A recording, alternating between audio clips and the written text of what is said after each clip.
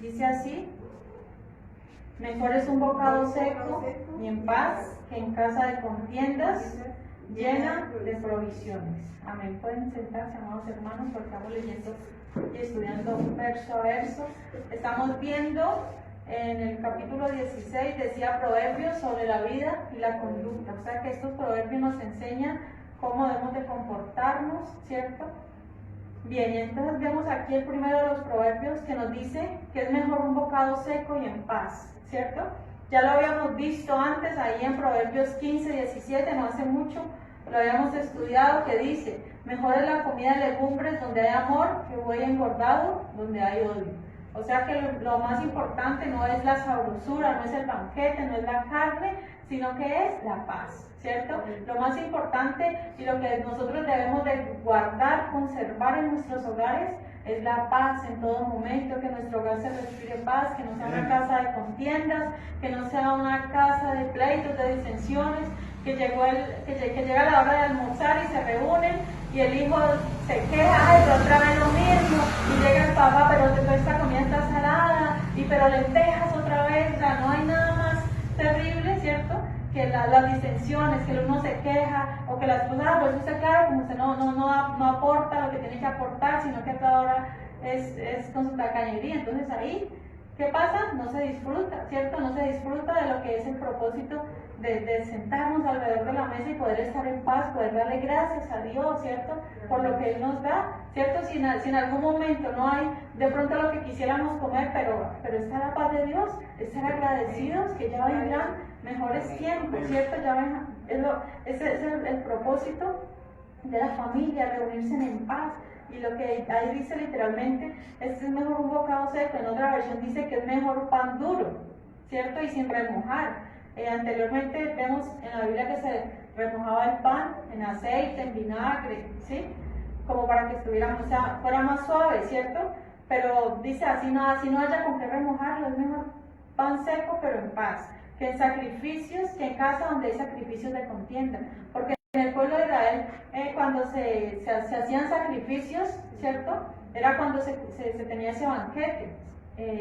Cuando se sacrificaba la víctima, recordemos que eran las víctimas que eran sacrificadas, eran las que no tenían defecto, o sea, eran los mejores bueyes, los mejores animales, ¿sí?, las mejores ovejas, o sea, era todo lo mejor. Entonces, ese día que se daba el sacrificio, una parte quedaba para el sacerdote y la otra le correspondía al que daba la ofrenda. O sea, ese día había banquete en casa, había mucha provisión, ¿cierto? Pero ¿qué pasaba? Si había contiendas, no valía de nada. Lo más importante entonces era la paz, y es la paz, con que se pueda comer un alimento. Versículo 2 dice: el siervo prudente se enseñoreará del hijo que deshonra, y con los hermanos compartirá la herencia. Allí está hablando de los servidores, aquellos que son prudentes, aquellos que son buenos siervos, aquellos que son diligentes. El hijo naturalmente tiene una posición, ¿cierto?, tiene una herencia. El hijo es el heredero de los bienes de sus padres, ¿cierto? Pero ¿qué pasa? Si es un hijo, ahí en Proverbios 10:5, ya lo estudiamos también, pero lo vamos a recordar, dice Proverbios 10:5, dice: el que recoge en el verano es hombre entendido, el que duerme en el tiempo de la siega es hijo que avergüenza. Entonces mire que hay hijos que son perezosos, que no quieren colaborar en la casa, ¿cierto? Todo les parece pesado, todo les parece una carga. ¿Qué pasa? En el tiempo, cuando es tiempo de trabajo, ellos están durmiendo. ¿Y qué dice? Es hijo que avergüenza. O sea que estos hijos prácticamente no merecen heredad, ¿cierto? Es lo que está diciendo. Porque lo que dice ahí es el siervo prudente, aquel siervo diligente, aquel que conoce de negocios, que sabe los movimientos de su amo, ¿cierto? Es aquel siervo que merece un lugar con los hermanos, dice, porque compartirá la herencia. Bien, entonces vemos en la Biblia muchos casos de estos siervos buenos. Por ejemplo, obviamente mejor es un hijo que un siervo, ¿cierto? Pero Abraham tenía un siervo que era Eleazar. Este siervo le acompañaba, pero Abraham quería, aunque era un buen siervo, Abraham quería tener un hijo propio, ¿cierto? Y Dios, bueno, Dios le dio muchos más que uno, pero ¿qué pasó? Esta es una prueba de un siervo fiel. También vemos otro caso de Siba. Miren, el libro de 2 de Samuel 16:4, veámoslo ahí. 2 de Samuel 16:4, que nos habla de un hombre llamado Siba. Siba era el siervo y Mefiboset era el hijo, pero ¿qué pasó? Le fue entregado lo que le pertenecía. ¿Pero por qué? Porque Mefiboset no había sido diligente. Él quería que el reino le llegara a su casa, que allá fueran a llamarlo y a buscarlo para proclamarlo rey, ¿cierto? Porque Mefiboset era hijo de Saúl. ¿Lo tienes ahí? 2 de Samuel 16:4. ¿Yo? Sí. 16:4. Y dijo el rey a Siba: ¿qué es esto? Siba respondió: los asnos son para que monte la familia del rey, y los panes y las pasas para que coman los impíos. 16:4. Segundo, dice, entonces el rey dijo a Siba: he aquí sea tuyo todo lo que tiene Mefiboset. Y respondió Siba, inclinándose: rey, señor mío, halle yo gracia delante de ti. Entonces mire que le fue dado a Siba de parte del rey, ¿cierto? Del rey David, todo lo que iba a hacer de Mefiboset fue pasado a ¿quién? A Siba. ¿Pero por qué?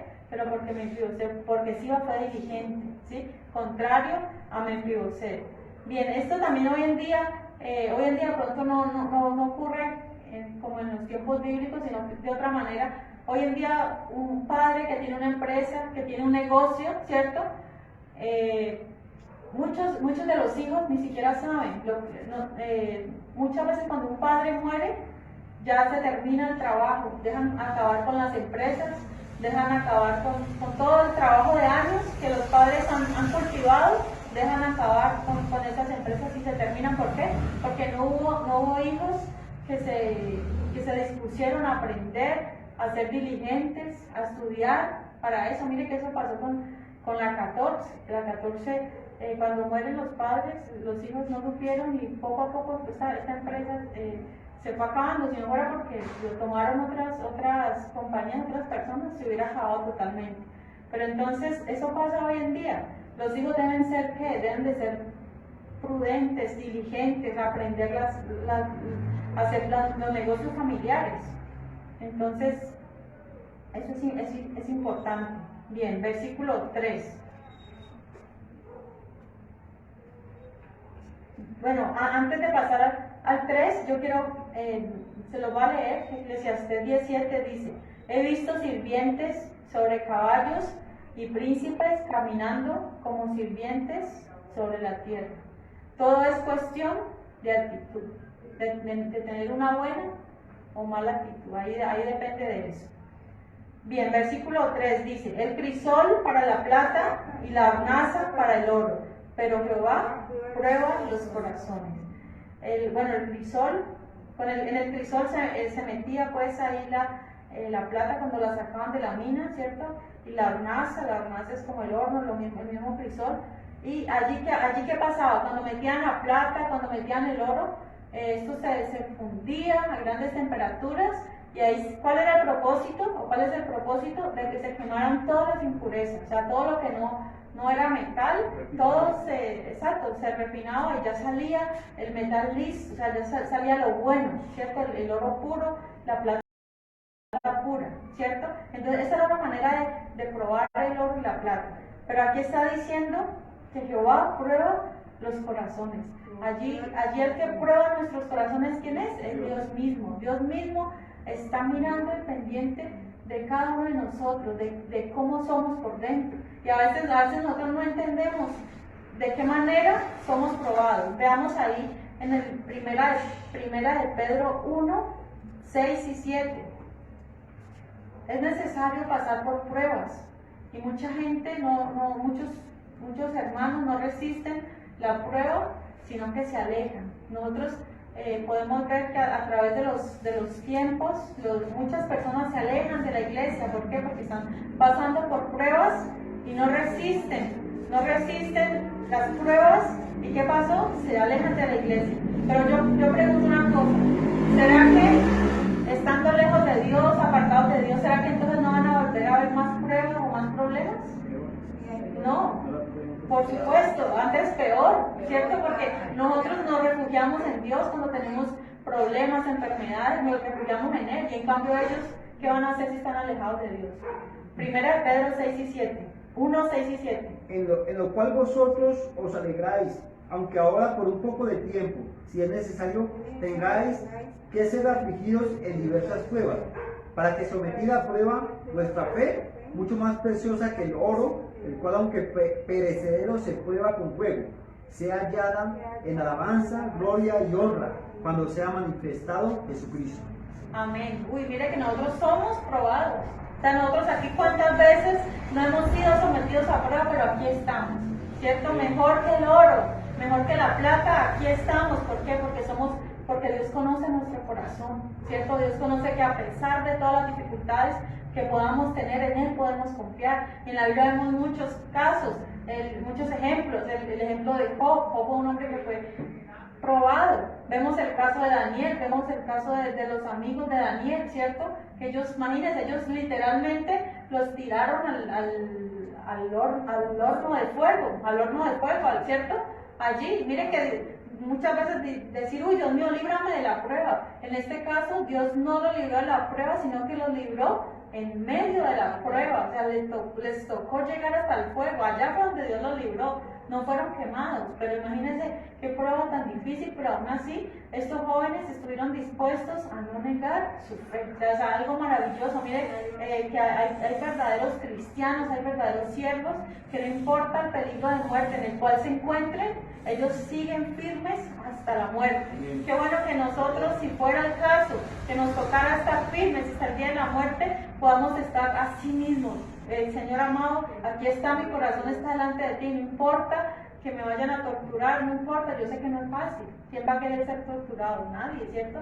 Pero mire que Dios dio fortaleza. Y mire que en los tiempos que la iglesia floreció más, que la iglesia prosperó más, fue en los tiempos de persecución.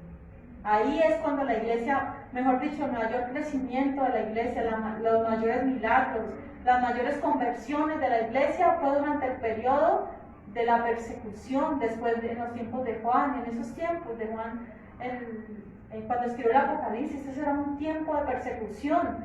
Entonces el Señor le dijo a la iglesia de Esmirna, no temas en nada lo que vas a padecer. Entonces el Señor le estaba advirtiendo que vendrían aflicciones, que vendrían dificultades, pero así como se termina el oro, así iban a mostrar que eran verdaderos hijos de Dios. Entonces qué bueno nosotros poder mostrar al Señor que somos verdaderamente hijos y que no estamos con Él solamente en los buenos momentos, solamente por las cosas que nos da, sino que estamos con Él en la angustia, en la aflicción, en la enfermedad, en todo. O sea, no hay razón, no hay motivo para alejarnos, para dejar de venir a la iglesia, para dejar de buscar de Dios, no hay motivo. Debemos de ser fiel hasta la muerte, porque Él nos dará la corona de la vida. Amén. Y mire que otra cosa, es que las pruebas nos hacen mejores personas, ¿cierto? Cuando nosotros sufrimos, estamos en medio de la prueba, nosotros ahí nos arrepentimos de ciertas cosas y eso nos hace ser más amorosos con los demás, ¿cierto? Nos hacen ser más misericordiosos. O sea, las pruebas tienen su propósito. No es que Dios no nos quiera ver sufrir, porque a veces pensamos, uy, Dios mío, pero ¿por qué mandas tantas pruebas? No, es porque realmente lo necesitamos. Si Dios permite la prueba, es porque realmente lo necesitamos y va a ser para nuestro bien. Versículo 4 dice, el malo está atento al labio inicuo y el mentiroso escucha la lengua detractora. Bien, ahí cada uno busca su semejante, ¿cierto? Cada uno, el malo está atento al que dice malas cosas y se congracian, ¿cierto? Para hablar de otros, para hablar mal de otros. Y el mentiroso le gusta escuchar a la lengua detractora, ¿cierto? Aquel que es mentiroso le gusta estar escuchando que hablen mal de otras personas, ¿cierto? Ellos se complementan. Cada uno busca su semejante. Bien, versículo 5. Dice, el que escarnece al pobre afrenta a su hacedor, y el que se alegra de la calamidad no quedará sin castigo. Ya sabemos que escarnecer es burlarse, es mofarse, ¿cierto? Hay personas que se burlan, ¿cierto? Del pobre. Pero ¿qué dice? Afrenta a su hacedor. Mire, aquellas personas que se burlan de una persona por su condición, dice la Biblia que no quedará sin castigo, ¿cierto? ¿Por qué? Porque Dios es el que hizo al pobre, al rico. Dios es el creador de todo. Entonces a Dios no permite que la gente se burle, ¿cierto? Y mucho menos dice el que se alegre de la calamidad. Nosotros no debemos ni alegrarnos ni desear el mal a nuestro prójimo, así nos hayan hecho mal, así sean nuestros enemigos. No debemos de alegrarnos en el mal, al contrario. ¿Por qué? Porque esto demuestra que si nos alegramos del mal de otro, demuestra que no tenemos un corazón misericordioso, sino que nuestro corazón es malo, es perverso. Por eso debemos al contrario, dice la Biblia, orar por vuestros enemigos, ¿cierto? Porque si nosotros amamos a los que nos aman, dice la Biblia, ¿qué demás hacéis? ¿Cierto? Sí, eso hacen los fariseos, los publicanos, ¿cierto? Ellos aman a los que los aman. Pero aquí lo que el Señor nos está mandando es amar a nuestros amigos y nuestros enemigos también, amar a todos por igual y no desear el mal a nadie, no alegrarnos cuando a alguien le ocurre algo malo, ¿cierto? Por ningún motivo debemos alegrarnos. Bien, versículo 6. Dice, corona de los viejos son los nietos y la honra de los hijos sus padres. Uy, qué lindo es una corona, ¿cierto? Ya hemos hablado en momentos anteriores que la esposa es la corona para su marido, pero aquí estamos viendo que así como los ancianos cuando están en su cama y los nietos los rodean, ¿cierto? Se asemeja a ¿qué? Una corona. O sea, yo he visto que muchos abuelos no se cambian por nadie cuando con sus nietos, ¿cierto? Los quieren demasiado, es un amor bastante fuerte el que existe entre los abuelos y nietos, ¿cierto? Y dice, la honra de los hijos, sus padres. Entonces, para nosotros que somos padres, ¿qué debemos hacer nosotros? Debemos ser buen ejemplo. Cuando un padre es buen ejemplo, es una buena persona, es una persona que ha logrado cosas, el hijo se enorgullece del padre, ¿cierto? Yo tuve hace tiempo una compañera del colegio que ella se avergonzaba de la mamá de ella, porque la mamá vendía ropa así en la galería, pero así como ambulantemente, ¿sí? O sea, no tenía un local ni nada, y ella estaba anciana, y ella andaba por ahí, ella se avergonzaba de ella, y ella decía, pero qué mal, si uno debe de amar a sus padres, así tengan o no tengan, ¿cierto? Antes uno debe estar orgulloso de ellos porque ellos hacen lo mejor que pueden para nosotros. Entonces, un ejemplo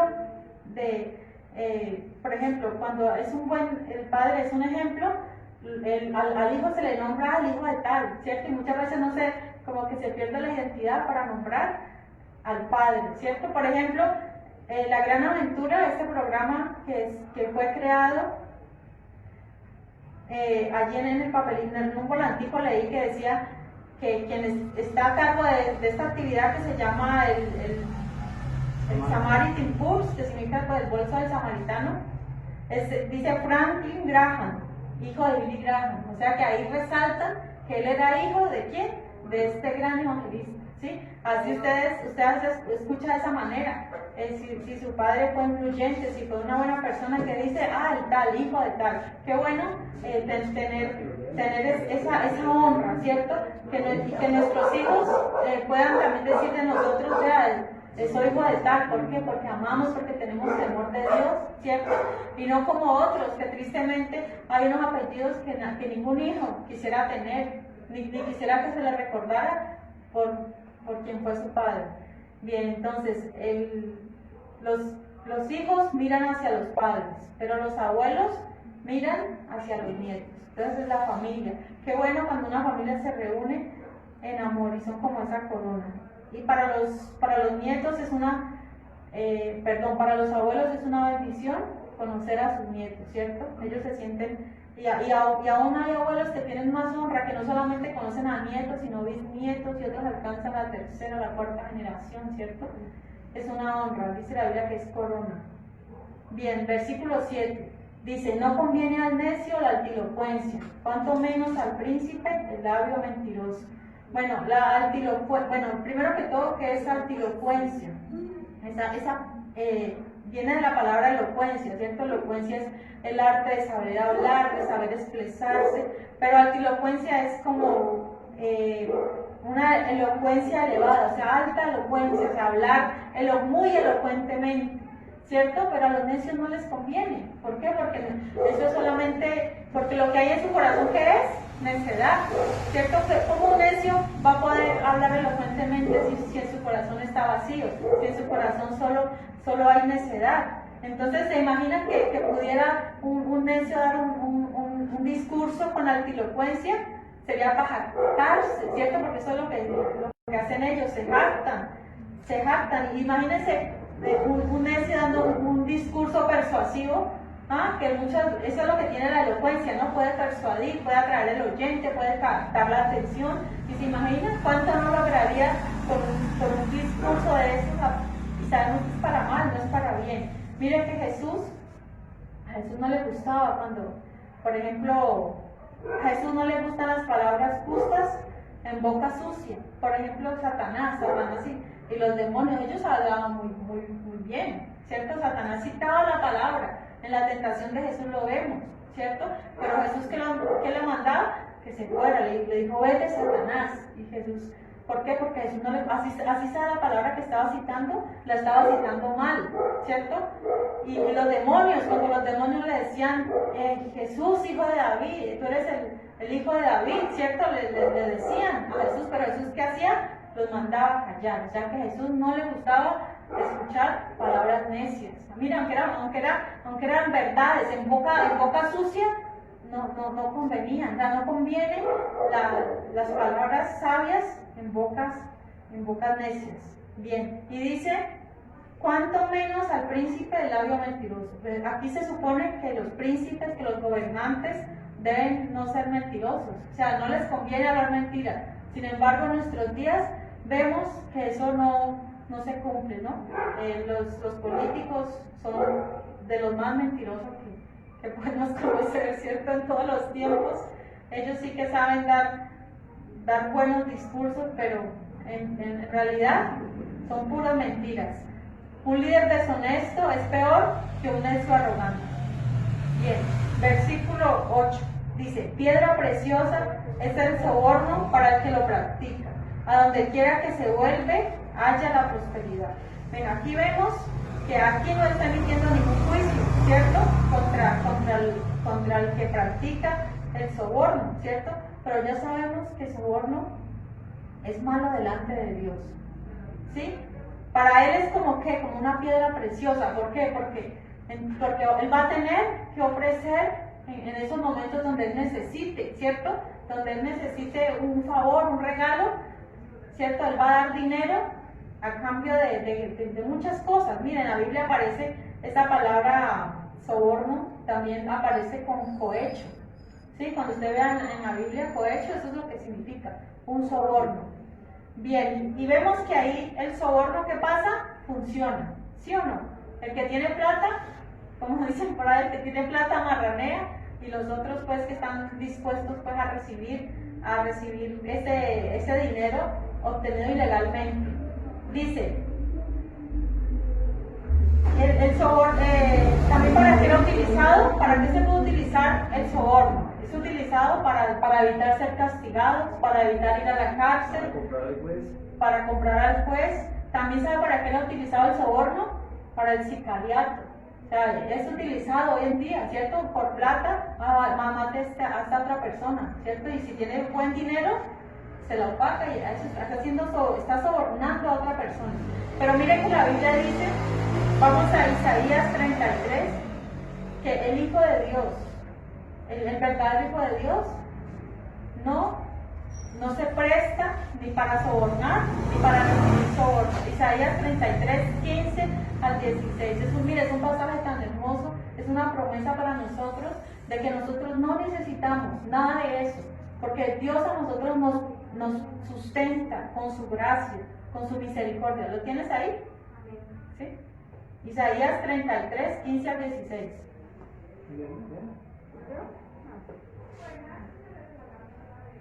El que camina en justicia y habla lo recto, el que aborrece la ganancia, violencias, el que sacuda a sus manos para no recibir cohecho, el que tapa sus oídos para no oír propuestas sanguinarias, el que cierra sus ojos para no ver cosa mala. Sí, el otro también dice. Este hablará, este habitará en las alturas, fortaleza de roca será su lugar, de refugio se le dará su pan, sus aguas serán seguras. Qué bonito, ¿cierto? Qué bonito. Mire que hay una promesa para quién, para aquel que no recibe cohecho, para el que no recibe soborno. O sea, el pan está asegurado. Nosotros no tenemos necesidad de sobornar a nadie para obtener lo nuestro, ¿cierto? Es un pasaje que me gustó mucho, porque es una promesa de Dios para todos los que confiamos en Él o sea, en otro versículo más adelante habla del impío, que es el impío el que recibe soborno. ¿Sí? Nosotros como hijos de Dios no podemos en ningún momento, ay, que me cogieron sin papeles, ¿cuánto le doy al guarda de tránsito, ¿cierto? Para que no me haga parte, ¿no? Eso está mal delante de Dios. Bien, versículo dice, dice, donde quiera que se vuelve haya prosperidad, pero obviamente es una falsa prosperidad, ¿no? No es una prosperidad verdadera. Versículo 9. El que cubre la falta busca amistad, mas al que la divulga aparta al amigo. Bien, entonces por aquí yo tengo otra versión que dice, cuando se perdona una falta, el amor florece, pero mantenerla presente separa a los mejores amigos. O sea, cubrir una falta es no estar recordando en todo momento, ay, pero es que usted cometió este error, pero es que usted. ¿Qué pasa? Eso va a hacer que el amigo diga, no, este no puede perdonar, yo mejor me aparto. Entonces, ¿qué es mejor? Cubrir la falta, ¿cierto? Buscar amistad. Lo que el Señor dice, hay que perdonar de corazón. Y algo importante, mire, a nosotros como cristianos, no nos es permitido estar ofendidos. Y muchos cristianos eso no lo entienden. Y viven ofendidos con esa, me hizo tal cosa, me hizo tal otra, y viven con esa ofensa aquí en el corazón. Pero nuevamente, al cristiano no le es permitido estar ofendido. No nos es permitido. No es que tiene que venir a pedirme perdón. No, así esa persona no venga a pedirme perdón, yo tengo que perdonarlo y yo tengo que estar libre en mi corazón. Sí, mi corazón debe estar libre. Y la Biblia dice, perdone a los que los ofenden, o si no, nuestro Padre Celestial no nos va a perdonar tampoco. Entonces es muy importante eso. Cristianos de años que pasan con una ofensa, no es que tal persona me hizo, y así se la pasan. Y su corazón no está sano delante de Dios. Y es peligroso. Para un cristiano es peligroso andar así, ¿cierto? Porque está en peligro su salvación. Bien, versículo 9, continuamos ahí. Dice, pasar por alto la ofensa es una virtud. Evitar la discordia, hacer todo lo que está a nuestro alcance. ¿Para qué? Para evitar la discordia. O sea, no es bueno estar en contiendas. Y aquí en el 16, 18, Proverbios 16, 18, ya lo vimos, dice, antes del quebrantamiento. Perdón, el 28. Dice, el hombre perverso levanta contienda y el chismoso aparta a los mejores amigos.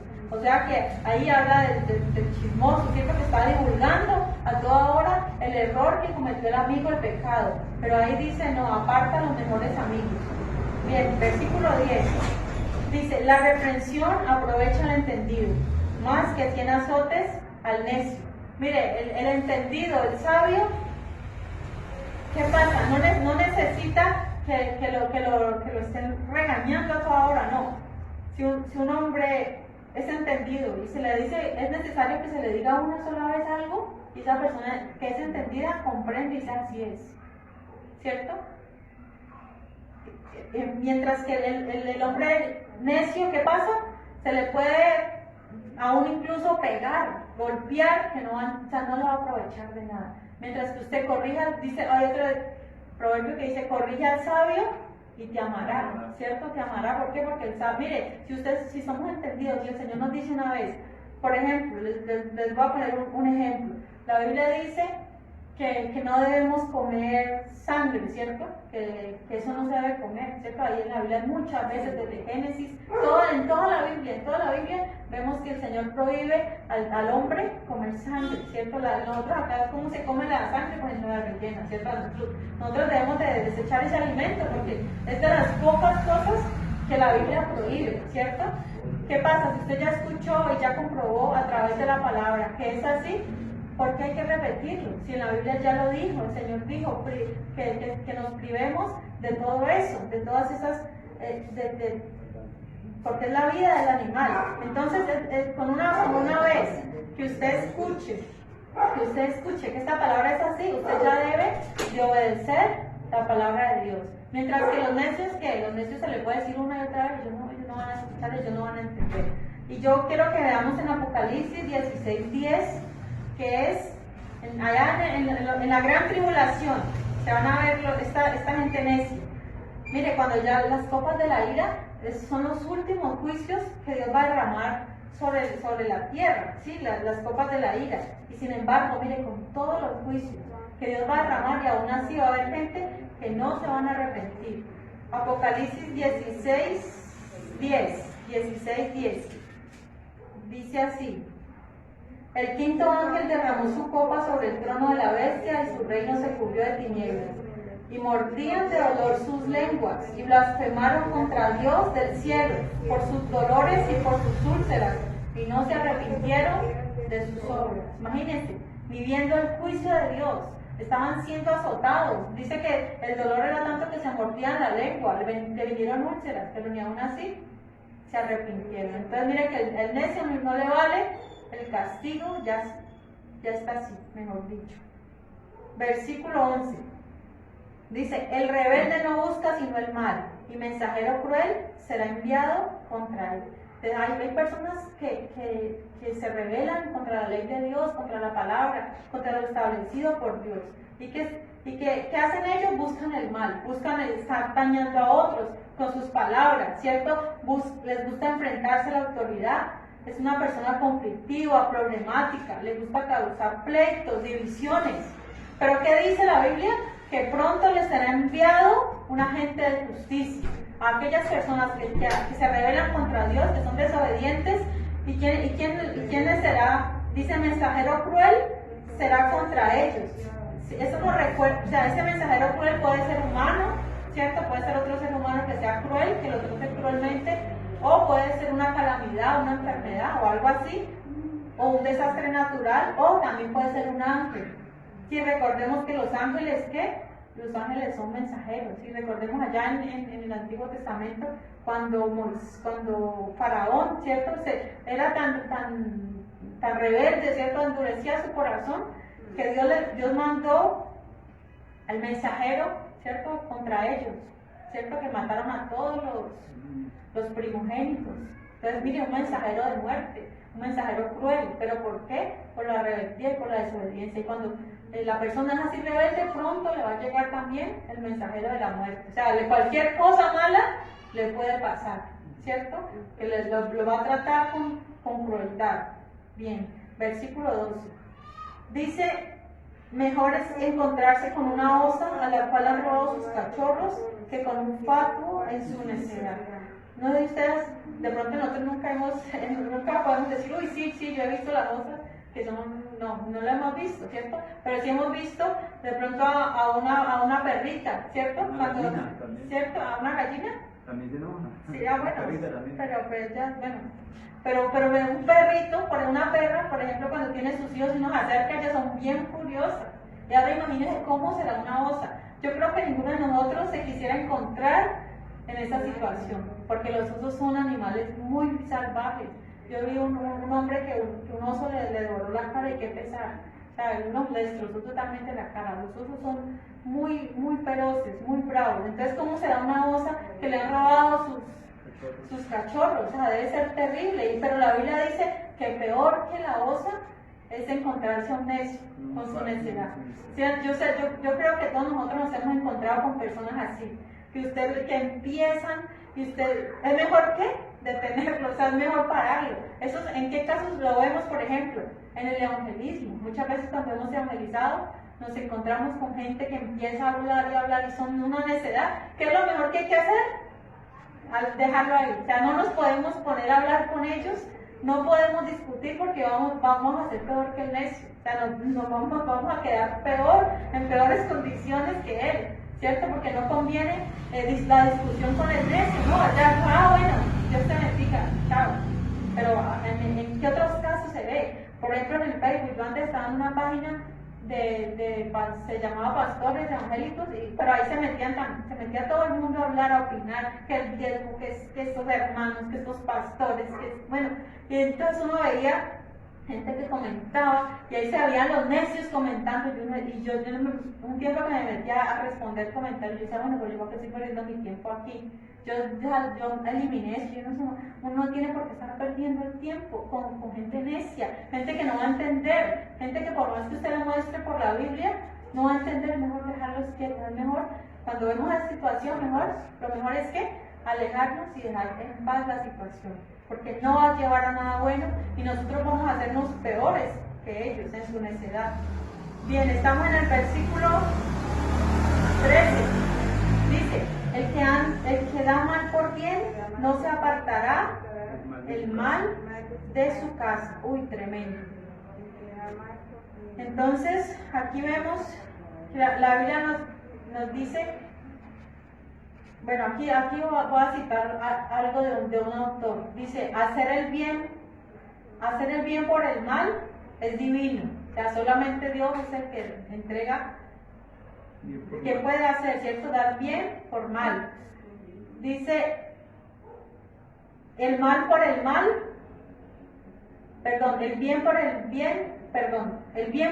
es divino, el bien por el bien es humano, ¿sí? Nosotros normalmente, si nos hacen un bien, devolvemos también un bien, o sea, no es fácil devolver el bien. Dice, el mal por el mal es brutal, y el mal por el bien es diabólico. ¿Sí? Entonces, terrible es, ¿sí? Que a uno le hagan un bien y uno devolver mal, eso es diabólico, ¿cierto? Totalmente diabólico, eso es una prueba de ingratitud, ¿cierto? Allí en este versículo 13 vemos la ingratitud de muchos seres humanos, que se les da bien, se les hace un bien y ellos devuelven con el mal. Y la Biblia nos exhorta a no hacer eso, ¿cierto? Ni aún si nos hacen mal, nosotros ni aún devolver mal, o sea, mal por mal no se debe hacer, ¿cierto? Se debe dar bien por mal. Mire que no hace mucho aquí en las noticias, en Landazuri y Santander, vimos un caso, un profesor que dio a unos venezolanos, como 4 venezolanos, les hizo un préstamo como de 10 millones para que ellos hicieran su negocio, pues para que se desbararan. Y resulta que ya se había cumplido pues el tiempo y el profesor pues les empezó a cobrar, ¿cierto? Les cobró pues que le fueran devolviendo con facilidades. Sin embargo, estos hombres, vean, se fueron a la casa de este profesor, lo mataron a él, mataron a la esposa y mataron a 2 hijos. Imagínense eso, o sea, alguien que le ha hecho bien, pero mire, la justicia allí se vio. Estos habitantes del sector también los mataron a ellos, a estos venezolanos. O sea, que eso fue una masacre no hace mucho, yo creo que ustedes la vieron por las noticias, que como 10 personas muertas. Increíble, ahí mismo recibieron su recompensa por haber hecho tan gran mal, ¿no? Muchas veces personas que le dan trabajo a otras y roban, ¿cierto? Le roban a otro. En esos días vimos un caso también de una refugiada ucraniana que creo que eran unos ingleses que una pareja, la dejaron entrar a ella, a vivir a ella, y ella resultó y se fueron, o sea, ella le resultó quitando al esposo. O sea, este hogar se dividió, se fueron, miren, no duraron sino como 10 días y se fueron de la casa. Terrible. O sea, eso es pagar mal por bien. Bien, estamos allí en el versículo 14, pero ¿cuál es la consecuencia? Dice, no se apartará el mal de su casa. Terrible. Dice, el que comienza la discordia es como quien suelta las aguas. Deja pues la contienda antes que se enrede. Entonces aquí nos está amonestando, nos está exhortando para que no comencemos discordias. O sea, seamos prudentes, amemos la paz, no los conflictos. ¿Sí? Las aguas son impetuosas, ¿cierto? ¿Se imaginan las aguas descontroladas? ¿Cuán daño hacen? ¿Cierto? Uy, o sea, es terrible. Una vez que se rompa un tubo, ¿qué pasa? Eso hace destrozos, ¿cierto? Cuando una compuerta se abre, mejor dicho. Entonces, ¿qué es? Aquí está comparando el Señor al que empieza una pelea, a ese, al que suelta las aguas, ¿cierto? Dice, deja pues la contienda antes que se enrede. O sea, a nomás usted vea que empezó la contienda, trata inmediatamente de ponerle freno. O sea, no es bueno dar lugar a la contienda, a la disputa, no es bueno eso. Sí, es bueno ser prudentes. En cuanto dependa de nosotros, amemos la paz, estemos en paz con las personas, no provoquemos peleas, no la calle. Sí, es mejor la paz. Que no sea que se inicie un problema, no, que no sea por causa de nosotros. Y antes nosotros, ¿qué debemos de ser? Pacificadores, debemos de buscar la paz. No es bueno empezar contiendas. Bien, versículo 15. El que justifica al impío y el que condena al justo, ambos son igualmente abominación a Jehová. Bien, esto se puede ver, se puede ver mucho hoy en día. Es increíble el número de personas inocentes en la cárcel. ¿Y cuántos culpables andan libres? Es alarmante. Mire, las cifras son alarmantes de personas inocentes en la cárcel. ¿Y cuántas? Aquí vemos que los policías de pronto atrapan ladrones y al poquito tiempo, ¿cierto? La fiscalía los deja libres, ¿cierto? A unos asesinos, a violadores, ¿cierto? Los dejan libres al poquito tiempo, no que por vencimiento de términos, ya, listo, se quedaron libres. Entonces, la Biblia dice que ambos son abominación, el que condena al justo y el que deja ir libre al impío, el que justifica al impío. Son abominación para Jehová. Versículo 16 dice, ¿de qué sirve el precio en la mano del necio para comprar sabiduría, no teniendo entendimiento? ¿Será que la sabiduría se puede comprar con dinero? No, ¿cierto? Ahí no está queriendo decir eso. Dice, aún así que se pudiera comprar con dinero, ¿de qué le serviría al necio si no tiene entendimiento? Una sabiduría que no va a saber cómo manejarla, no conviene. Y recordemos algo, la sabiduría, si podemos hablar de un precio, pero no monetario, sería el principio de la sabiduría, es el temor a Jehová. Ese sería el precio para empezar, ¿cierto? Con la sabiduría. Y luego ¿qué viene después de eso? Viene ser humildes, ¿cierto? Para uno alcanzar la sabiduría, ser humildes es dejarse corregir, dejarse exhortar de Dios, porque el necio no le gusta la corrección. Dice la Biblia que los necios aborrecen la disciplina, aborrecen la corrección. Es de sabios aprender. Cuando la palabra de Dios me está hablando y yo lo obedezco, es de sabios, es necesario. Entonces mire que es necesario amar la sabiduría. Y bien, dice allí, y miren, y no es que sea inalcanzable, no, sino que se necesita ¿qué? Disposición para recibir la sabiduría de Dios. Bien, versículo 17. En todo tiempo ama al amigo y es como un hermano en tiempo de angustia. Qué bonito este proverbio, ¿no? Nos habla del amigo. Qué bueno es tener amigos, ¿cierto? Aunque muchas veces no los tenemos, ¿sí?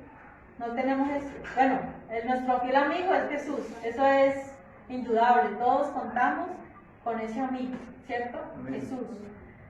Humanamente es difícil poder decir este es mi amigo, ¿cierto? Porque en todo tiempo, ahí dice en todo tiempo, uno a veces tiene amistades por tiempo, mientras estudia, mientras está en el trabajo, ya se alejó del estudio, ya esa amistad como que ya pasó, ¿cierto? Esas son simples amistades, pero un verdadero amigo es aquel que está en todo tiempo, dice, en todo tiempo ama al amigo. Y dice, y es como un hermano en tiempo de angustia. O sea, ¿quién es el que realmente está en la angustia? ¿Quién es? Un familiar, un hermano, ¿cierto? Los que están en la angustia es nuestra familia. Ellos van, mire, muchas veces nuestros hermanos, nuestra familia no está en los momentos de alegría, está solamente en los momentos de angustia. Si eso pasa, ¿sí? Que uno llama a los hermanos, ay, me pasó esto, llama al hermano. Pero de pronto si va para un paseo, va para algo, no lo llama, ¿cierto? O sea, el hermano está como en los momentos de angustia, pero el amigo está no solamente en los momentos de angustia, sino en los momentos también alegres. O sea, el amigo está en todo tiempo, en todo momento, en momento bueno y en momento malo. Dice que es como un hermano en tiempo de angustia. Versículo 18. Mire, Jesús nos llamó a nosotros sus amigos. Mire que amigo no es el que haga. A ver, ¿quiénes son mis amigos? Mis amigos no son los que a mí me hacen favores y están conmigo, ¿sí? Yo soy amigo para el que yo le hago esas cosas, para el que está bien, para el que yo me sacrifico por mi amigo, ese es el amigo para mí, ¿sí? ¿Sí me hago entender o no? ¿No? Bueno, ¿quiénes son mis amigos? Mis amigos son los que yo me sacrifico por ellos, según la Biblia. ¿Sí? O sea, si yo a alguien me sacrifico por esa persona es mi amiga. ¿Sí? Yo soy una amiga para él. No es el que a mí me hace esos favores y esas cosas cuando yo lo necesito. ¿Ya? Jesús, sin embargo, nos dijo, Jesús cuando llamó a sus discípulos amigos, no cuando los discípulos hicieron algo por él, ¿cierto? Sino cuando Jesús murió por ellos y cuando Jesús les reveló todas las cosas, Jesús ya los llamó sus amigos. ¿Ya? Ahora sí hay un poquito más claridad, pero esos son nuestros amigos, los que nosotros nos sacrificamos y les damos a entender muchas cosas. Y mire, qué bendición, Jesús nos dice, ustedes ya los llamaré amigos, ¿cierto? Ahora los llamaré amigos y no más siervos. ¿Por qué? Porque el siervo, no solamente es siervo, porque el siervo no conoce lo que hace su Señor. O sea que el Señor reveló a sus amigos sus planes, sus cosas. Qué bueno que Él nos llama a sus amigos. Y no porque nosotros hagamos cosas por Él, sino porque Él hizo todo por nosotros. Amén. El amigo fiel que nunca va a fallar. ¿Es un rema? ¿Un rema? No. Versículo 18. El hombre falto de entendimiento presta fianzas y sale por fiador en presencia de su amigo.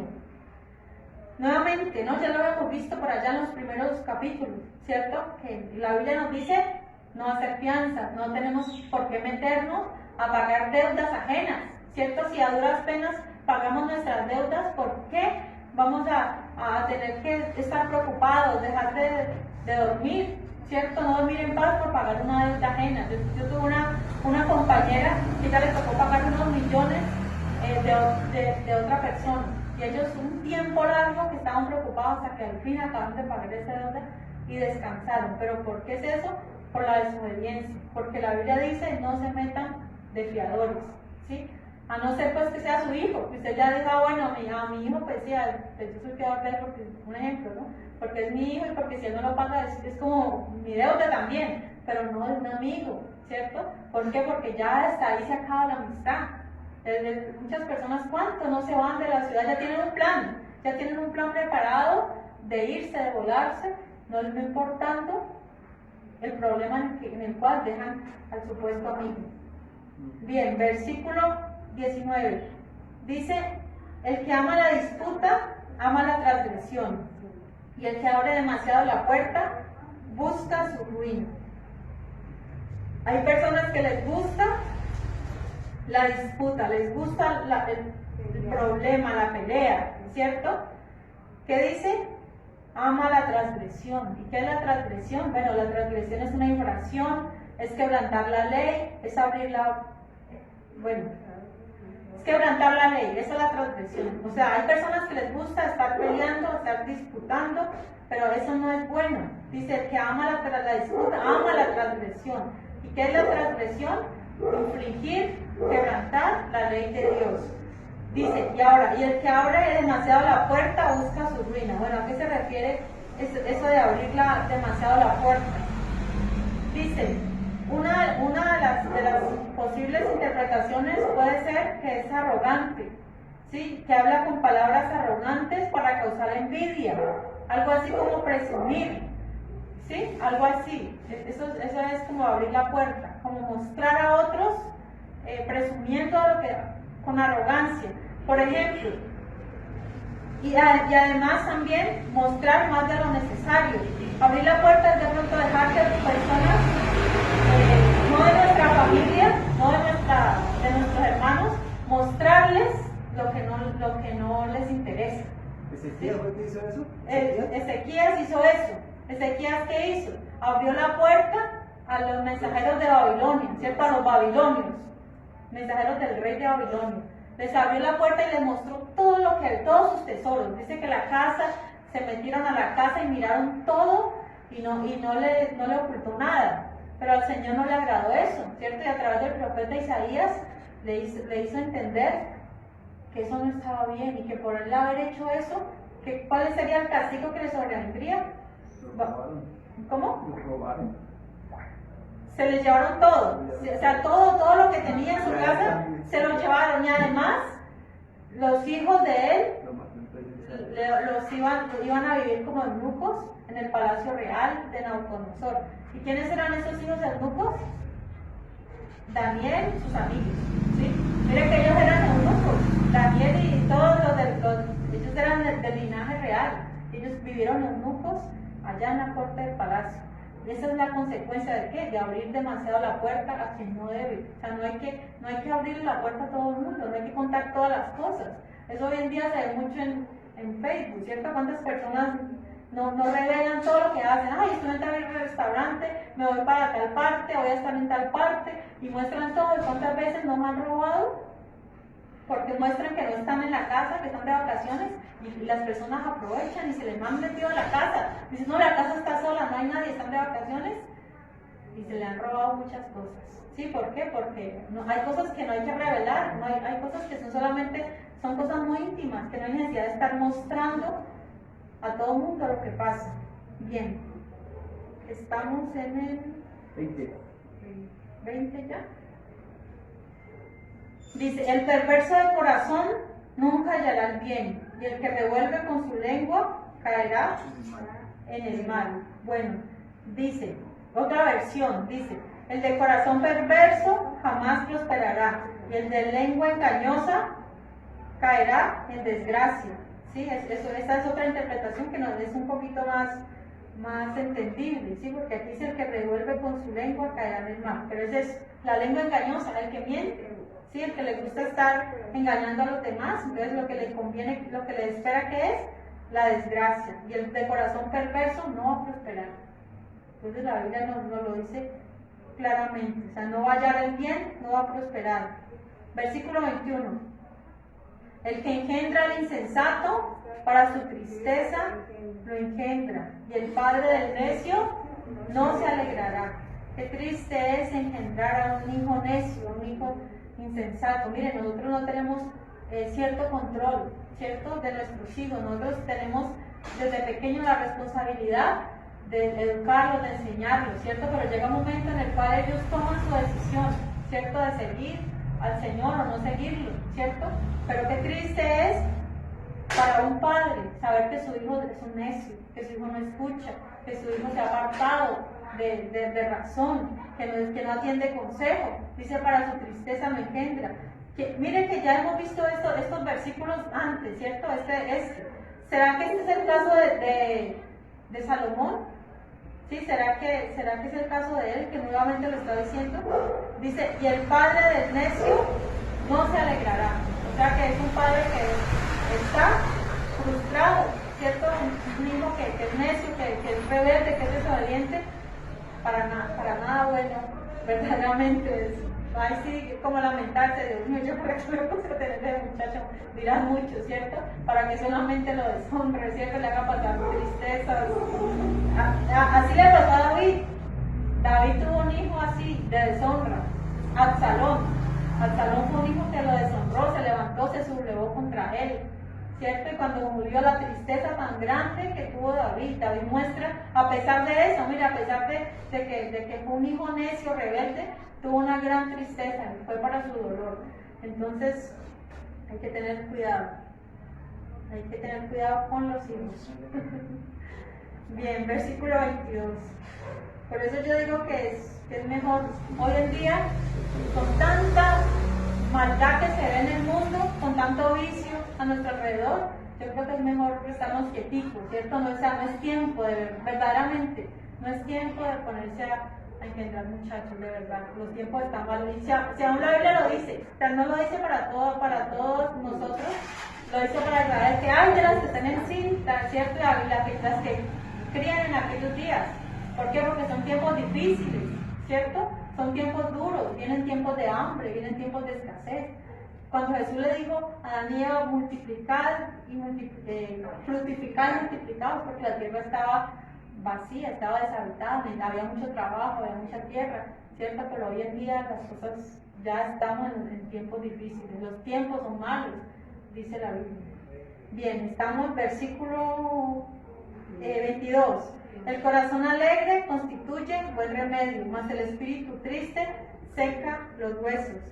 Eso ya lo hemos visto antes, ¿no? Que la alegría es algo importante. A veces sonreír no es fácil, pero es bueno. ¿Por qué? Porque es bueno sonreír y estar alegre. Porque es un buen remedio, ¿sí? Dice, es un buen remedio. Eso ya lo hemos visto antes, ¿no? Por ahí hay una sección de la revista Selecciones que dice: la risa, remedio infalible, ¿cierto? De reír, estar alegre, no estar hasta ahora triste, pensando en problemas, pensando en dificultades. Dice: más el espíritu triste seca los huesos. Aquella persona que vive a toda hora con depresión, ¿cierto? Mire que el estrés, la tristeza, disminuyen las defensas. ¿Está comprobado eso?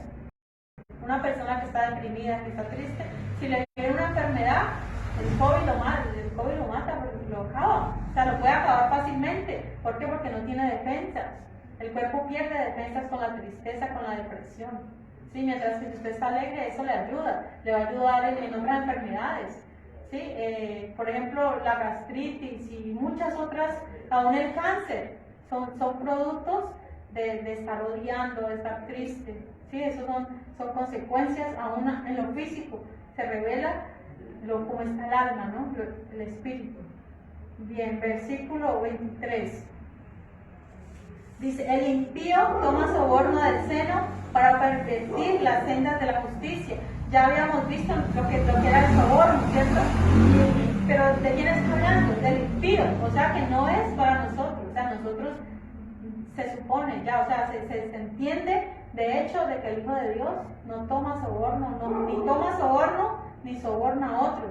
Dice del seno, o sea, otra versión dice debajo del manto, a escondidas, para pervertir el curso de la justicia. O sea, es como si no saca la plata del bolso, ¿sí? Porque no es algo legal, no es algo visible, sino que es algo que como que lo coge debajo del manto, ¿para qué? Para ser como a escondidas, ¿sí? Eso es lo que está diciendo. O sea, quieren dar un precio, pero a escondidas. ¿Pero qué hace? Con el soborno pervierte el curso de la justicia. O sea que lo normal no es eso. No se debe pervertir la justicia. Bien, las sendas de la justicia. Versículo 24 dice: el rostro del entendido aparece la sabiduría. En el rostro del entendido aparece la justicia, mas los ojos del necio vagan hasta el extremo de la tierra. Ahí está hablando de que una persona que es entendida, que es sabia, ahí como que se refleja en él la sabiduría, ¿cierto? En cambio dice: los ojos del necio vagan hasta el extremo de la tierra. Como por ejemplo, en un salón de clases, ¿sí? Que el profesor está hablando, está dando la clase, ¿y qué pasa con el distraído, con el necio? Está mirando en todo lado, en toda parte, menos está poniendo cuidado a lo que están hablando.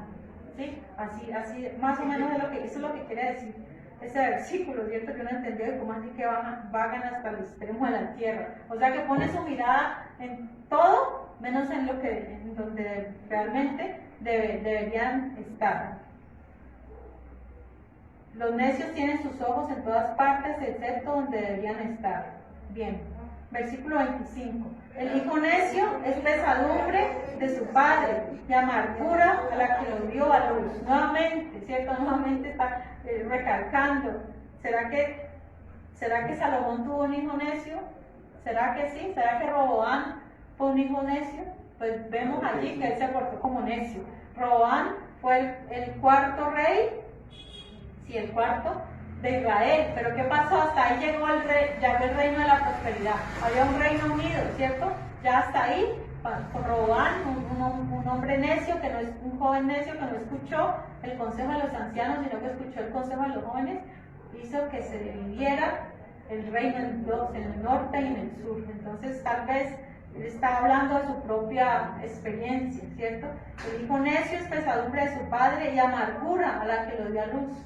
¿Por qué amargura? Porque la mujer, la madre, siente más. Es como una conexión aún mayor, ¿cierto? Entre la mamá y el hijo. Es una conexión mayor. Entonces ella va a sentirse amargada. ¿Por qué? Por causa de la necedad de su hijo.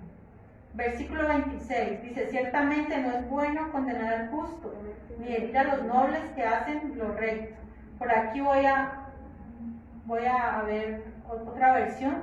Dice: no es bueno en un procedimiento, es un procedimiento impropio, algo así como multar a los justos. Dice: golpear, los justos deben ser recompensados y los impíos deben ser castigados.